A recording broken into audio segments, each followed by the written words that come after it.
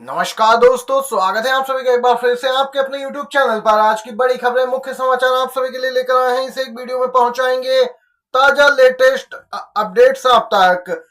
जी हां दोस्तों, electronic machine VVPAT को लेकर भी बिग ब्रेकिंग न्यूज निकल के आ रही है। सर्वे में बड़ा खुलासा हुआ है।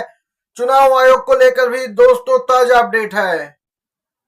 इसी प्रकार की और भी बड़ी खबरें हैं। राहुल गांधी को लेकर आ रही है तमिलनाडु से एक बड़ी अपडेट। आगे जानते हैं, पूरी खबर विस्तार से शामिल की गई है। वीडियो में आप बने रहिए और अगर आप भी राहुल गांधी के साथ हैं, समर्थन करते हैं, तो एक लाइक वीडियो को जरूर कीजिएगा। कमेंट बॉक्स में जरूर लिखिएगा बी सपोर्ट राहुल गांधी। पहली बड़ी खबर निकल के आ रही है। चुनाव आयोग को लेकर ताजा लेटेस्ट अपडेट निकल के आ रही है। जी हां दोस्तों, आपको बताते चले 100 में से सिर्फ 28% लोग ही चुनाव आयोग पर भरोसा करते हैं। CSDS सर्वे कराया गया था। इस सर्वे के अनुसार चुनाव आयोग पर लोगों का विश्वास बहुत ही कम हुआ है। 2019 में 51% लोग भरोसा करते थे चुनाव आयोग पर, लेकिन अब ये संख्या कम हुई है। 28% लोग ही भरोसा कर रहे हैं चुनाव आयोग पर।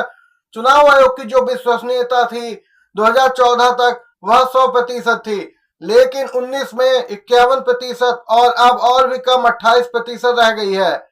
देख सकते हैं किस प्रकार से चुनाव आयोग पर भी यहाँ पे दबाव बनाया जा रहा है, जिससे कि उसकी निष्पक्षता पे सवाल उठ रहे हैं। उस पर लोगों का भरोसा कम हो रहा है। आप लोगों के अनुसार इस सर्वे से आप सहमत हैं या नहीं, जरूर बताइएगा राय। आप लोग चुनाव आयोग पे भरोसा करते हैं या फिर नहीं। इसी के साथ एक और बड़ी खबर इलेक्ट्रॉनिक मशीन को लेकर निकल के आ रही है।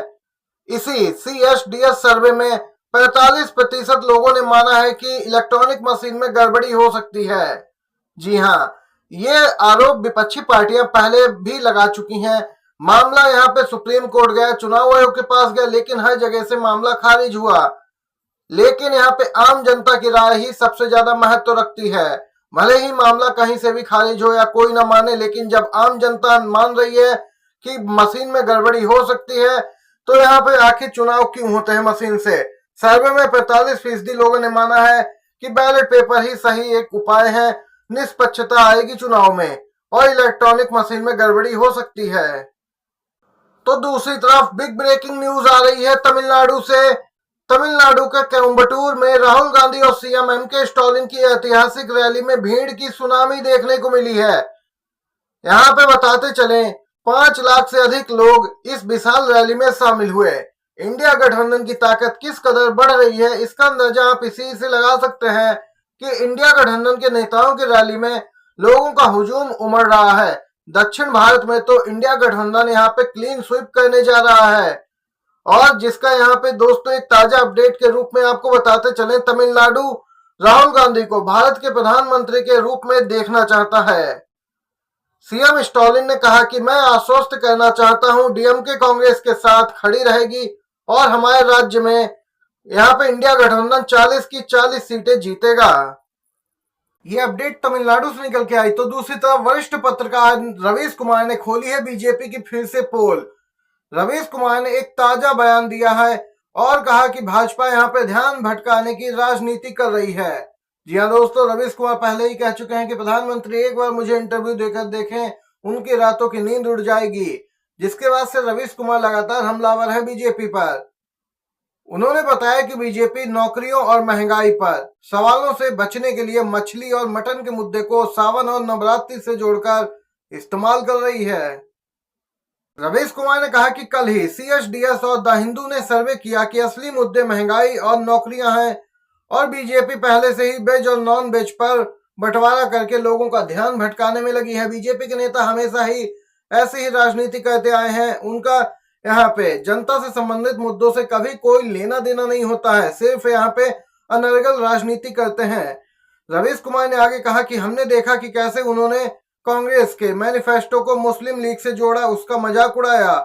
रवीश कुमार लगातार बीजेपी पर हमलावर दिखे। आकाश आनंद मायावती के भतीजे, इन्होंने यहाँ पे दोस्तों जोरदार तरीके से बीजेपी पर हमला बोला है। पहली रैली की गई है BSP की तरफ से। इन्होंने यहाँ पे बोला कि भाजपा वाले राशन का झोला लेकर वोट मांगने आए तो उनके मुंह पर झोला फेंकना, उनसे पूछना क्या राशन के लिए 10 साल सरकार दी थी, कहां है रोजगार। ये आकाश आनंद BSP नेता, इन्होंने पहली रैली में बीजेपी को जम के घेरा है। इसी के साथ एक और बड़ी खबर की ओर चलते हैं। वहीं दूसरी तरफ तमिलनाडु में राहुल गांधी ने बड़ा बयान दिया है। वह बयान आपके लिए जानना भी महत्वपूर्ण है, क्योंकि राहुल गांधी ने इस बार नए तरीके से बीजेपी को घेरा है, जिसके बाद बीजेपी के नेताओं को जवाब देते पलटवार करते बन ही नहीं रहा। मोदी एक राष्ट्र एक नेता एक भाषा के पक्षधर। ईडी सीबीआई आईटी का राजनीतिक रूप से यहाँ पे इस्तेमाल किया जा रहा है। राहुल गांधी ने बीजेपी को घेरा। राहुल गांधी ने यहाँ पे कहा कि पार्टी के सत्ता में आने पर केंद्र सरकार में 30 लाख रिक्त सरकारी पदों को भरने और युवाओं को प्रशिक्षण प्रदान करने के लिए एक कानून बनाया जाएगा। तमिलनाडु में अपनी पहली चुनावी रैली को संबोधित करते हुए राहुल गांधी ने मेडिकल की प्रवेश परीक्षा नीट को गरीब विरोधी करार दिया। उन्होंने कहा, मुझे पता है तमिलनाडु के लोगों के लिए नीट एक बड़ा मुद्दा है। हम यह निर्णय राज्य पर छोड़ देंगे कि आप नीट में शामिल होना चाहते हैं या नहीं। नीट परीक्षा गरीब विरोधी परीक्षा है। और राहुल गांधी ने कहा है कि यहाँ पे स्पष्ट है, इस बार इंडिया गठबंधन सरकार बनाएगा तो बड़े बदलाव देखने को मिलेंगे। देख सकते हैं यहाँ पे राहुल गांधी ने बीजेपी को जबरदस्त तरीके से घेरा है और सीधे तौर पर प्रधानमंत्री पर हमला करते हुए राहुल ने कहा कि मोदी को केवल एक चीज की परवाह है, वह है इस देश के वित्त और संचार प्रणाली पर एकाधिकार करना, यानी कि मीडिया पर एकाधिकार करना। उन्होंने कहा कि देश को आज विचारधारा की लड़ाई का सामना करना पड़ रहा है। राहुल गांधी ने कहा कि केंद्र की सत्ता में आते ही यहाँ पे एनडीए सरकार के सभी कार्यकालों में हुए घोटालों की एसआईटी जांच भी करवाई जाएगी। ये ताजा लेटेस्ट अपडेट निकल के आई। अगली अपडेट की ओर चलते हैं। तो दूसरी तरफ समाजवादी पार्टी के नेता पूर्व सीएम अखिलेश यादव ने बीजेपी पर जोरदार हमला बोला। जी हां, बोले अगर बीजेपी वाले फिर से आ गए तो फौज के बाद पुलिस की नौकरी भी 3 साल की कर देंगे। अखिलेश यादव ने जोरदार हमला बोला है। बताते चले आप सभी को, सपा मुखिया अखिलेश यादव से आपके सांसद संजय सिंह भी मिले हैं। लोकसभा चुनाव को लेकर यह मुलाकात अहम मानी जा रही है। इस दौरान उन्होंने इंडिया गठबंधन को समर्थन देने की घोषणा की। हालांकि आम आदमी पार्टी पहले ही इंडिया गठबंधन का हिस्सा है। देख सकते हैं यहाँ पे एक सुर में दोनों नेताओं ने बात कही है कि इस बार तानाशाही को खत्म करने के लिए हर संभव कदम उठाने पड़ेंगे।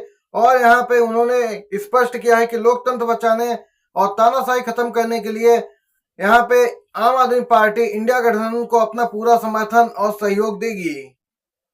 भले ही यहाँ पे आम आदमी पार्टी इंडिया गठबंधन का हिस्सा हो, लेकिन एक बार फिर से संजय सिंह ने यहाँ पे पार्टी की ओर से स्पष्ट किया है कि समर्थन पूरा इंडिया गठबंधन को ही रहेगा, आम आदमी पार्टी का। ये आज की सभी बड़ी खबरें, मुख्य समाचार थे जो इस वीडियो के माध्यम से आप सभी ने जाने हैं। अगर आप सभी को वीडियो पसंद आया हो तो एक लाइक जरूर कीजिएगा। अगर आप नए हैं चैनल पे तो सब्सक्राइब कीजिएगा, घंटी के आइकन को दबाइए। बड़ी खबरें आप तक पहले पहुंचेंगी। वीडियो देखने के लिए बहुत बहुत धन्यवाद।